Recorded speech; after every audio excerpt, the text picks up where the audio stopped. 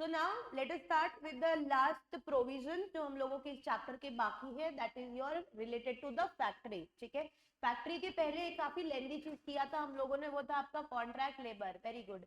Now we will be doing with the factory. ठीक है, अब देखो फटाफट से सुनते हैं, आधे टॉपिक्स हमने लास्ट लेक्चर में कवर किए थे। अभी फैक्ट्री फटाफट से डेफिनेशन याद करो। फैक्ट्री के लिए दो कंडीशन आनी चाहिए, दो वर्ड्स आने चाहिए, and which is that premises, and in that premises manufacturing process is carried on। ठीक है, अब ये फैक्ट्री चलेगी या तो with the help of power या without the help of power. With the help of power होगा तो number of workers will be how many, with power तो यस 20 और मोर, मतलब जहाँ पे इलेक्ट्रिसिटी यूजेज है तो हमारा मैन पावर कम। विदाउट पावर होगा तो 40 और मोर। ठीक है, अच्छा ये आप लोग कब का गिनोगे, on any day preceding 12 months. ठीक है, लेकिन फैक्ट्री की डेफिनेशन में रेलवे रनिंग शेड नहीं आएगा, any related to defence in army include नहीं होगा, and hotels restaurants and eating places will not be included. ठीक है, तो ये फैक्ट्री था। अब हम लोगों ने कुछ प्रोविजंस बनाए हुए with respect to a factory. ठीक है, तो अब हम लोग के अगर फैक्ट्री की डेफिनेशन में हम लोग आ रहे हैं तो हम लोगों को लेना पड़ेगा approval and licensing for the factories. यहाँ पे आपकी अथॉरिटी आएगी जिसके पास रजिस्ट्रेशन लेने जाएंगे, will be your chief inspector cum facilitator. ठीक है, अच्छा नाउ दिस प्रेमाइस मतलब this permission is to be taken as कि अगर फैक्ट्री नया नया चालू हो रहा है, पहली पहली बार आपने फैक्ट्री बनाया और फैक्ट्री शुरू होगा, उससे पहले आप परमिशन लोगे। ऐसा भी हो सकता है कि आपकी फैक्ट्री एक्सपांड हो रही है तो भी आप परमिशन लेने जाओगे। अच्छा, परमिशन लेने के लिए हमारे पास अथॉरिटी तो होनी चाहिए, वो है चीफ इंस्पेक्टर। लेकिन चीफ इंस्पेक्टर को किसी ने तो अपॉइंट किया होना चाहिए। That means first of all the appropriate government will make rules with respect to, पहले तो हम चीफ इंस्पेक्टर को अपॉइंट करो कि कैसे हम लोगों को रजिस्ट्रेशन देना है फैक्ट्री का, वो देखो। तो हमको जब भी वो रजिस्ट्रेशन के लिए आएंगे तो प्लान एंड स्पेसिफिकेशंस चाहिए जिसके साथ में हम लोग उनको परमिशन देंगे। Now that is for the initial factory. अब अगर फैक्ट्री एक्सपांड हो रहा है तो उस टाइम पे extension of the factory will also be given, and appropriate government will decide the licensing rules and terms and condition. ठीक है, now if our chief inspector does not reply to us, chief inspector भी हम लोगों को scene पे छोड़ दिया, ना ही yes बोला ना ही no बोला, मतलब no approval और no denial, तो क्या अज्यूम करोगे, डीम्ड रजिस्ट्रेशन। बट आपको रुकना पड़ेगा उसके बाद, मतलब a certain period of 30 days, उसके बाद आप डिसाइड करोगे कि डीम्ड रजिस्ट्रेशन मिल गया। ठीक है, अच्छा इनके डिसीजन से अगर कोई भी डिससेटिस्फाइड है, चीफ इंस्पेक्टर या कहीं पे चीफ इंस्पेक्टर नहीं है तो स्टेट गवर्नमेंट, तो क्या अपील फाइल करने जा सकते हैं, यस। एंड अपील फाइल करने कहाँ जाओगे, कितने दिन में जाओगे, तो कितने दिन में जाओगे, 30 डेज कॉमन। अगर स्टेट गवर्नमेंट या चीफ इंस्पेक्टर के डिसीजन से डिससेटिस्फाइड हो तो कहाँ जाओगे, स्टेट के पास में। ठीक है, अब स्टेट के डिसीजन से डिससेटिस्फाइड हो तो जाओगे आप लोग सेंट्रल गवर्नमेंट के पास। Clear, 30 days will be the criteria. ठीक है, अब इसमें ना एक पॉइंट दिया हुआ था, जो दूसरा वाला पॉइंट बात करते हमने लिख दिया है। हमने बात की थी एक्सटेंशन ऑफ द फैक्ट्री के। ठीक है, इसके लिए भी परमिशन लेने जाना पड़ेगा। तो इमीडिएटली नेक्स्ट क्वेश्चन ये बोलता है कि कब हम लोग ऐसा बोलेंगे कि फैक्ट्री एक्सटेंड नहीं हुआ है। ठीक है, तो दो कंडीशन आएगी, पता है वो मशीनरी रिप्लेस हो रही थी या ऐड हो रही थी। ठीक है, अब उसके साथ में दो कंडीशन ये थी कि उसकी रिप्लेसमेंट या एडिशन ऑफ मशीनरी से किसी को भी हार्म नहीं होने वाला, मतलब किसी को भी नेगेटिव इंपैक्ट नहीं होने वाला, एंड किसी को भी मतलब नो एनी पर्सन वर्किंग और द एनवायरमेंट। ठीक है, ना ही वो मशीन ऐसा कुछ स्टीम या हीट या डस्ट फ्यूम्स ऐसे क्रिएट करेगी जिसकी वजह से आसपास के लोगों को परेशानी होगी, एज वेल एज हमारे एनवायरमेंट को परेशानी होगी। ठीक है, दूसरा कंडीशन बोलता है कि इस मशीनरी की वजह से जो मिनिमम क्लियर वर्किंग स्पेस है वो भी रिड्यूस नहीं होगा। अगर आप ये दो कंडीशन सेटिस्फाई करते हो तो ये नहीं माना जाएगा कि आपने फैक्ट्री को एक्सटेंड किया है। ठीक है, अच्छा फैक्ट्री एक्सटेंड नहीं हुई है ऐसा सेपरेटली लिखने की जरूरत क्यों पड़ी, ताकि हमको वापस से उसका रजिस्ट्रेशन लेने ना जाना पड़े। ठीक है, देन नेक्स्ट क्वेश्चन था liability of owner of premises in certain circumstances. Owner of premises and occupier दोनों अलग अलग है, हो भी सकते हैं सेम भी हो सकते हैं। अब यहाँ पे क्या, अगर हम लोग प्रोविजन की बात करेंगे तो इधर अलग अलग है। तो हुआ क्या है, एक owner of the premises, premises मतलब एक जगह का एक ओनर है। ठीक है, जिसने अलग अलग फैक्ट्री के ऑक्यूपायर्स को वो प्रेमाइसेस में से जगह अलॉट की है, और ऐसा समझ लो 3-4 ऑक्यूपायर की सेम प्रेमाइसेस में फैक्ट्री है, बराबर। अब ये लोग है ना क्या कर रहे हैं पता है, कॉमन फैसिलिटीज आसपास शेयर कर रहे हैं, ठीक है, सारे के सारे लोग ना कॉमन फैसिलिटीज को यूज कर रहे हैं, कौन सारे लोग, योर ऑक्यूपायर, ठीक है। अब हमने इस क्वेश्चन में ऐसा बोला है, देखो ऑक्यूपायर की मेन रिस्पॉन्सिबिलिटी है कि वो safety, health and working condition को प्रोवाइड करे। अगर वो नहीं प्रोवाइड करता तो यहाँ पे हमारे लायबिलिटी आएगी ओनर ऑफ द प्रेमाइसिस के ऊपर भी, ठीक है। तो कंडीशन क्या होनी चाहिए इस चीज के लिए, तो ओनर जो है प्रेमाइसिस का, उसने 3-4 लोगों को एक साथ में, ऑक्यूपायर को फैक्ट्री चलाने के लिए जगह दिया हुआ है, and all that occupier share a common space, a common facilities, then they will be covered under this provision, and यहाँ पे owner of the premises will also be responsible and liable for providing all the facilities. तो यहाँ पे liability कैसी हुई, jointly and severally. Now the authority or the government can also proceed against either the owner और the occupier और both. समझ आया। अब कॉमन फैसिलिटी का मतलब क्या, तो कॉमन फैसिलिटी का मतलब हुआ सेफ्टी एंड हेल्थ के अंदर आपने जो प्रोविजन पढ़े थे वही प्रोविजन आप लोगों की कॉमन फैसिलिटीज के अंदर आएंगे। समझ आया। Now what was the nature of this thing, तो हमको एक कॉमन फैसिलिटीज शेयर करे थे इसलिए ये प्रोविजन को बनाया हुआ था, एंड बाकी की चीजें जो अप्रोप्रिएट गवर्नमेंट बोलेगा उस हिसाब से चलेगी। यहाँ तक पढ़ा था हम लोगों ने, अब फटाफट से आगे सुनते जाओ। अब आगे की जो 2-3 टॉपिक बाकी है ना, बस हाँ इतने टॉपिक जो बाकी है ये पूरे के पूरे ना more focusing on those factories which are involve in hazardous process और doing some kind of dangerous operation, ये उन लोगों के लिए प्रोविजन बने हुए हैं, ठीक है। फैक्ट्री है फैक्ट्री, ऊपर तक आपकी जितने भी प्रोविजन पड़े as applicable to all the factories, of course this also applicable to every factory, but हमने अब जो टॉपिक्स पढ़ने वाले हैं उस पे मेन फोकस किया हुआ है टू द हैजार्डस फैक्ट्रीज, मतलब the factories involving hazardous manufacturing process और involving such kind of hazardous process और डेंजरस ऑपरेशन, उनको हम लोगों ने ज्यादा फोकस करके कवर किया है। लॉजिकल है, उन लोगों पे फोकस भी ज्यादा चाहिए बिकॉज उनकी वजह से नुकसान भी बहुत ज्यादा हो सकता है, ठीक है। सो फोकस यहाँ पे किया है। अब नुकसान किस चीज को पहुंच सकता है इनकी वजह से, तो ऑफकोर्स जो वर्कर्स वहां पे काम कर रहे हैं उनको तो होगा ही, अब है ना आसपास के लोगों को भी हो सकता है। जब बहुत बड़ा एक्सीडेंट होगा तो आसपास के लोग भी अफेक्ट होंगे, जैसे भोपाल गैस ट्रेजेडी में हुआ था, एंड इसीलिए सारी इंडस्ट्रियल एरियाज को रेसिडेंशियल से सेपरेट रखा जाता है।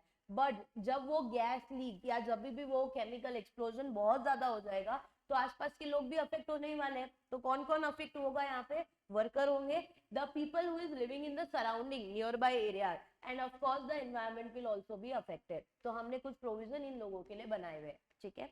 नाउ देखो पहला प्रोविजन का नाम ही क्या दिया हुआ है, डेंजरस ऑपरेशन। तो अब है ना हमारी अप्रोप्रिएट गवर्नमेंट को रूल्स बनाने, किसके लिए रूल्स बनाने, ऐसी फैक्ट्री के लिए जिनका मैन्युफैक्चरिंग प्रोसेस या फिर जो ऑपरेशन है वो इस तरीके का है जो हैजार्डस नेचर में आता है और जिसकी वजह से ना किसी भी वर्कर को सीरियस बॉडीली इंजरी हो सकती है, पॉइजनिंग हो सकती है या बीमारी हो सकती है। याद करो सीरियस बॉडीली इंजरी का डेफिनेशन एकदम स्टार्ट में क्या था, फ्रैक्चर हो जाना या कैंसर हो जाना या ऐसी कोई डिजीज हो जाना, डिसेबलमेंट हो जाना, ये सारी सीरियस बॉडीली इंजरी में आती है, ठीक है। तो इस सब चीजों के लिए हमारा अप्रोप्रिएट गवर्नमेंट रूल्स बनाएगा। अभी क्या रूल्स बनाए उन लोगों ने वो देखो।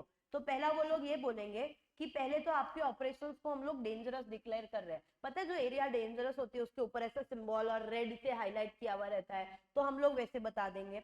देन वहां पे ना मोस्ट इंपॉर्टेंट जो भी प्रेग्नेंट विमेन होंगी, फीमेल्स होंगी, उनको जाने के लिए पहले तो प्रोहिबिट किया जाएगा या रेस्ट्रिक्ट किया जाएगा उनका एम्प्लॉयमेंट, ठीक है।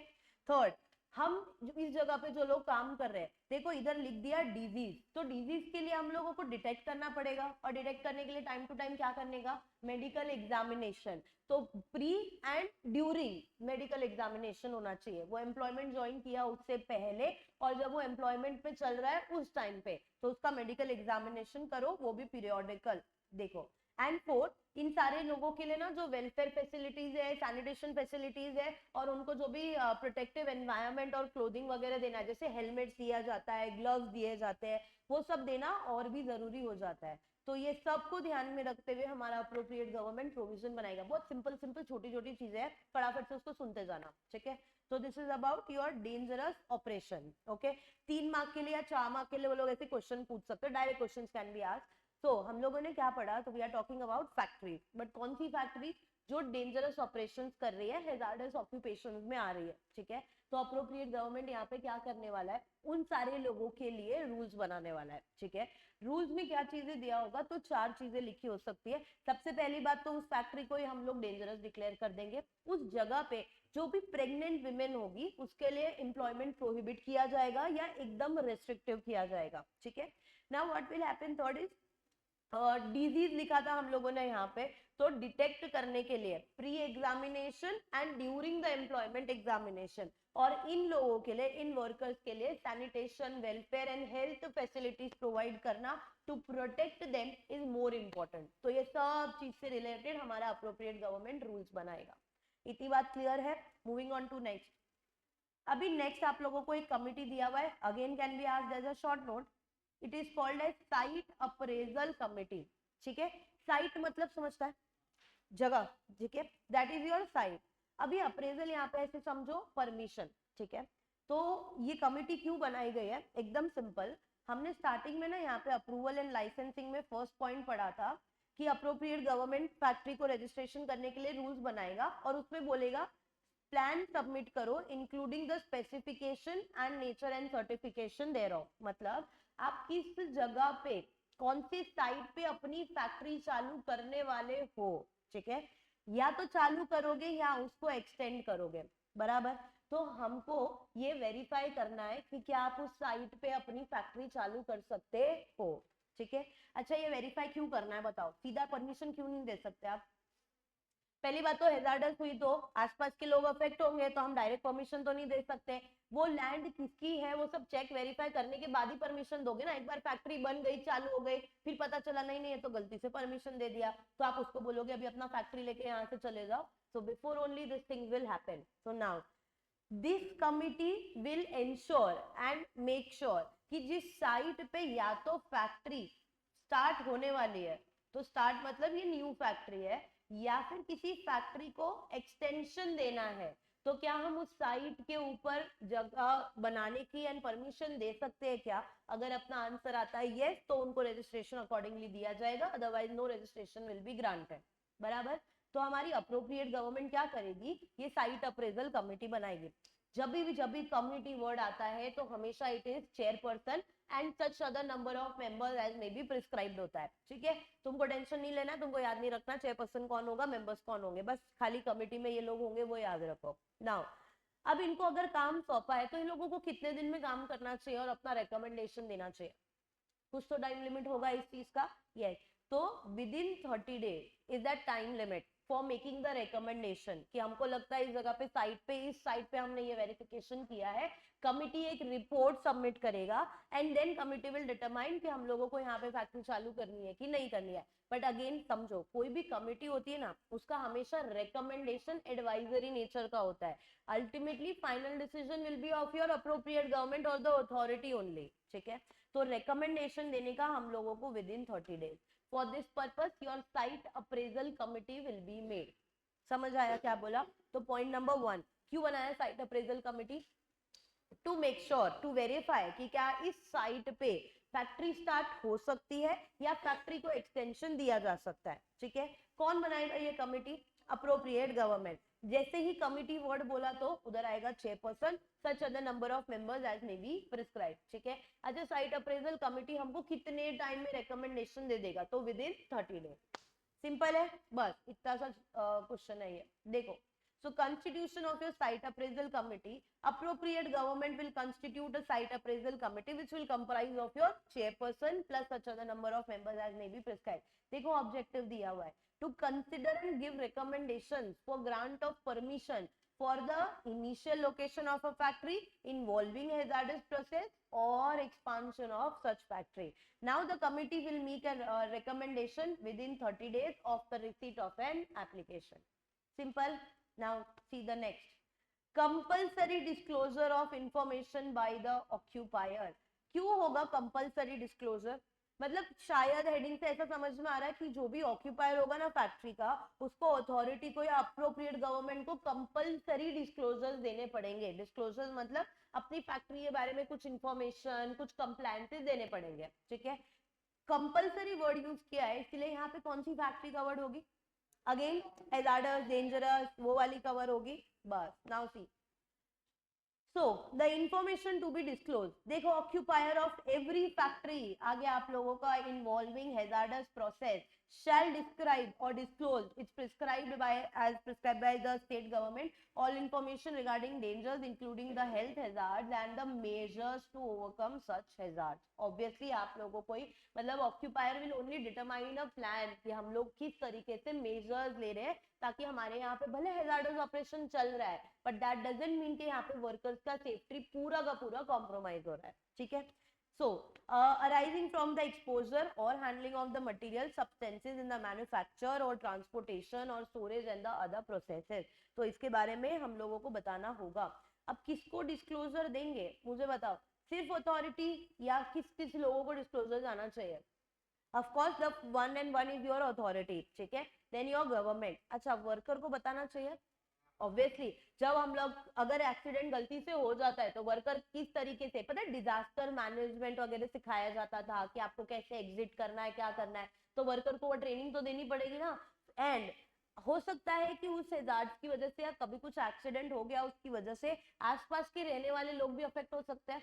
यस, तो उनको भी बताना पड़ेगा कि किस तरीके से हमने उनके लिए भी मेजर्स लिए हुए उनको सेफ्टी प्रोवाइड करने के लिए. तो ये जो डेंजरस ऑपरेशन वाला डिस्क्लोजर है ना, हमारा ऑक्यूपायर ऑफ द फैक्ट्री किन किन लोगों को देगा? तो ऑब्वियसली हमारे अथॉरिटी को तो देना ही है, वर्कर को देना है, लोकल अथॉरिटी को देना है एंड जनरल पब्लिक को देना है. बट जनरल पब्लिक कौन सी वाली? पता है जो उसकी विसिनिटी में रह रही है, वो उस फैक्ट्री के आसपास सराउंडिंग में रह रही है वो. समझा? Now detailed policy to be laid down by the occupier, तो हम कैसे वर्कर की हेल्थ सेफ्टी वो सब इंश्योर करेंगे उसके बारे में बताओ.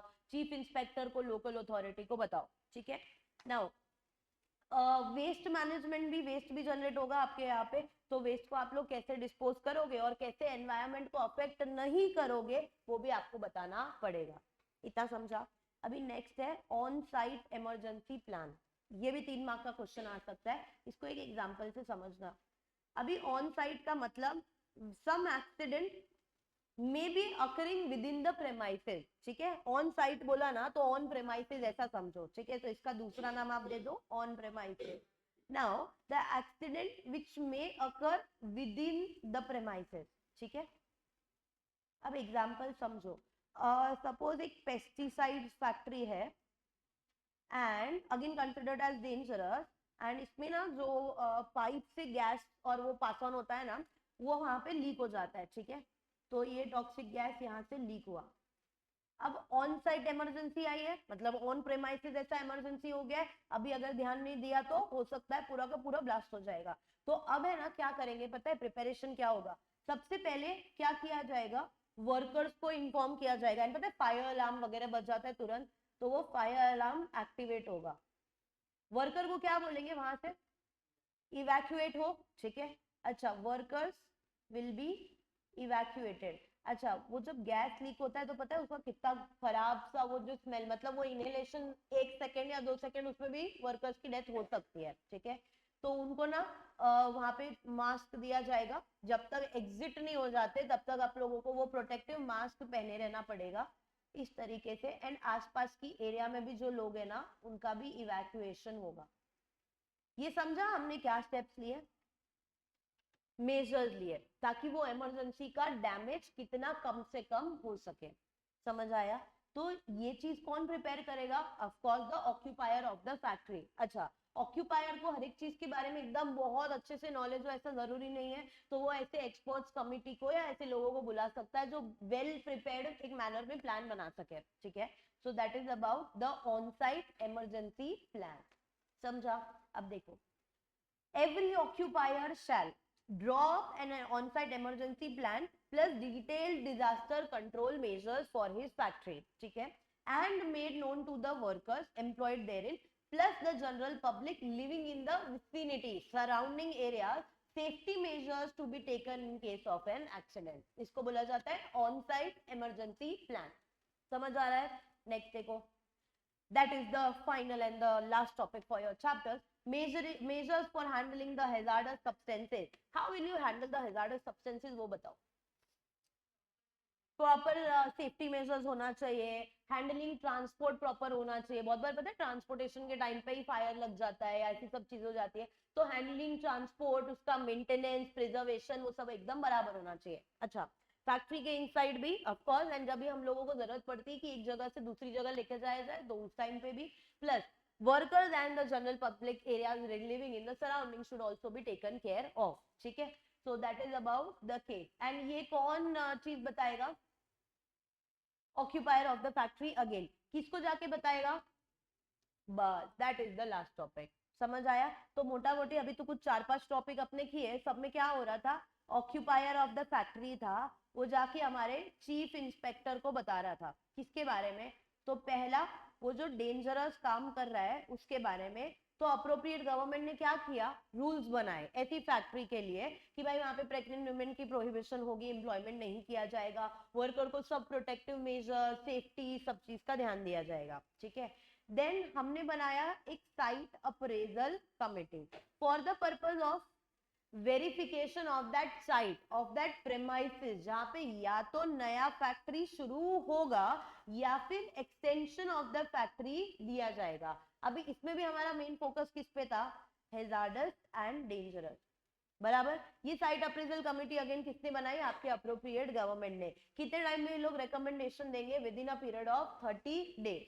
ठीक है, next then we talked about the hazardous process. इस केस में जो हम लोगों को मेजर्स लेने हैं, and that measures include on site emergency plan. That was your last case. अब हम लोग ने इसमें ये पढ़ा कि वर्कर को भी बताना है, अथॉरिटी को भी बताना है, और जो हमारे आसपास लोग रह रहे हैं, मतलब वो फैक्ट्री के आसपास लोग रह रहे हैं, उनको भी बताना है। And that is the final part of your chapter. समझ में आ गया इतना?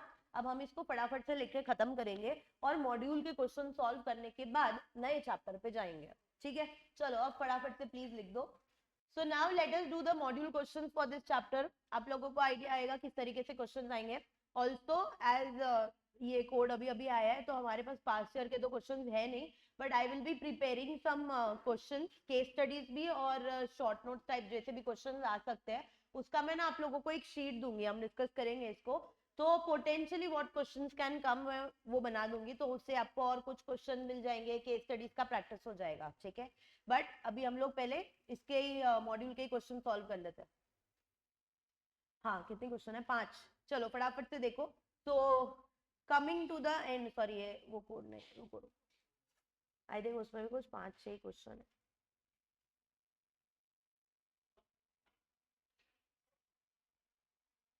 हाँ, 5 क्वेश्चन है। चलो now let us solve this question. Self test question करते हैं इसके, then this chapter is finally over.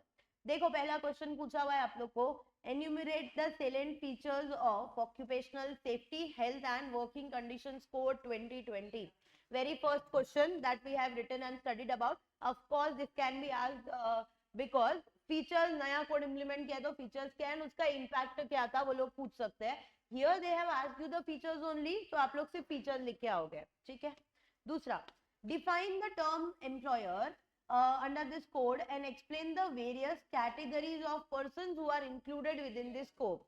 मतलब एम्प्लॉयर का डेफिनेशन ये भी अपने लिखा हुआ है। अच्छा, कैटेगरीज मतलब क्या हुआ? जैसे फैक्ट्री में कौन, तो ऑक्यूपायर, वैसे तो एस्टैब्लिशमेंट में कौन, गवर्नमेंट एस्टैब्लिशमेंट हुआ तो कौन, ऐसे करके करके कैटेगरीज ऑफ द पर्सन। ठीक है, सिंपल क्वेश्चन। नेक्स्ट कुछ केस स्टडी टाइप का दिख रहा है, लेट्स सी। सो क्वेश्चन बोल रहा है, Green Tech Services, a new company, was established on 1st August 2025. Employer did not file for registration within 60 days, but began hiring the employee. Later, the employer submitted an application for registration after the deadline. A month after registration, the manager changed without informing the registering official. ठीक है? Now, the questions as is, पहले देख लेते briefly हुआ क्या। तो हमारे अगस्त 1 2025 को एस्टैब्लिश हो गई थी। एम्प्लॉयर ने रजिस्ट्रेशन के लिए अप्लाई नहीं किया विद इन 60 डेज, एंड सीधा सीधा एम्प्लॉयज को हायर करना शुरू कर दिया। रजिस्ट्रेशन लिया डिलेड, बाद में लिया डेडलाइन के, और उसके बाद भी इनके एस्टैब्लिशमेंट में कुछ चेंज हुआ जो इन्होंने इन्फॉर्म नहीं किया। ठीक है, अब the first question, is the employer permitted to hire employees before getting registration? Answer is no. ठीक है, दूसरा, what should the employer have done following the change of management? Registration of establishment याद करोगे ना, जो वो पूरा फ्लो चार्ट बनाया था, तो पहली बात तो इधर रजिस्ट्रेशन टाइम से लेना था, डिले हुआ तो पेनल्टी वगैरह लग सकती है, वो अथॉरिटी करेगा. दूसरा, wherever there is change in ownership, management or any other details of the establishment, तो हम लोग with in a period of 30 days जा रहे थे और हमारे रजिस्ट्रिंग ऑफिसर को जाके इन्फॉर्म कर रहे थे. ठीक है, विद इन 30 डेज था कि विद इन 7 डेज था. देखो, रजिस्ट्रेशन ऑफ एस्टैब्लिशमेंट मिलेगा आप लोगों को, वहां पे एक फ्लो चार्ट दिया हुआ है उधर. उसके सेकेंड वाला कुछ क्वेश्चन मिलेगा, ऐसे छोटा सा क्वेश्चन हम लोगों ने लिखा था. देखो फटाफट से, बुक ही बंद करके बैठ जाते हम लोग. 30 डेज ही है ना, तो जैसे ही कुछ भी चेंज हुआ उसके विद इन 30 डेज जाके हम लोग अपने रजिस्ट्रिंग ऑफिसर को इन्फॉर्म करेंगे कि ये चेंजेस हुआ है. तो क्या यहाँ पे एम्प्लॉयर ने वो चेंज भी किया? नहीं बताया, इंटीमेट किया नहीं, और बाकी सब चेंज इंप्लीमेंट कर दिए. तो एम्प्लॉयर को विद इन 30 डेज जाना चाहिए था with the registering official to inform the change. ठीक है, next, what are the rights of employees pertaining to information and protection against imminent danger under this code? First of all, tell me what is imminent danger. Immediately going to happen, such kind of accident, such kind of danger which is immediately going to happen. ठीक है, अब ये question हम लोगों ने लिखा हुआ है, जहां पे आप लोग ड्यूटीज ऑफ एम्प्लॉइज आप लोगों को मिलेगा ना, वहां पे आपको मिलेगा right to information regarding imminent danger. मैं आप लोग को बताती हूँ, रुको. So we have written that question, wait I will tell you.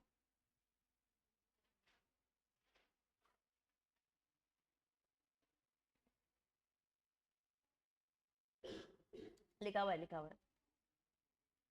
हाँ, ये दिख रहा है आप लोगों को, employees right to information and protection against imminent danger. मतलब जो हेडिंग है उसी का ही वो लोगों ने क्वेश्चन पूछा हुआ है. तो हम लोगों को पहले इमिनेंट क्या हुआ वो आप डिस्क्राइब कर दो, एग्जांपल दो दो तो सबसे बेस्ट. उसके बाद हम लोगों को क्या मिलना चाहिए, रिपोर्टिंग हम किसको करेंगे. याद है फ्लो चार्ट भी बनाया था कि एम्प्लॉयर को डायरेक्टली करने का, अगर सेफ्टी कमिटी बनी हुई है तो सेफ्टी कमिटी के थ्रू करने का.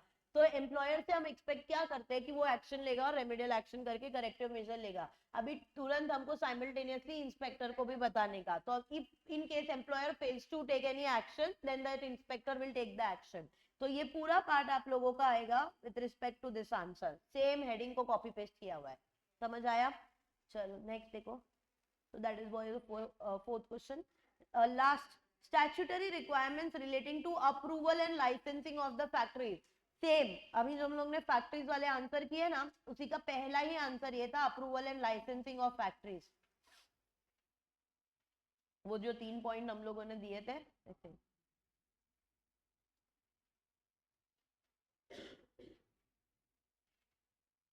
See this, approval and licensing of the factories.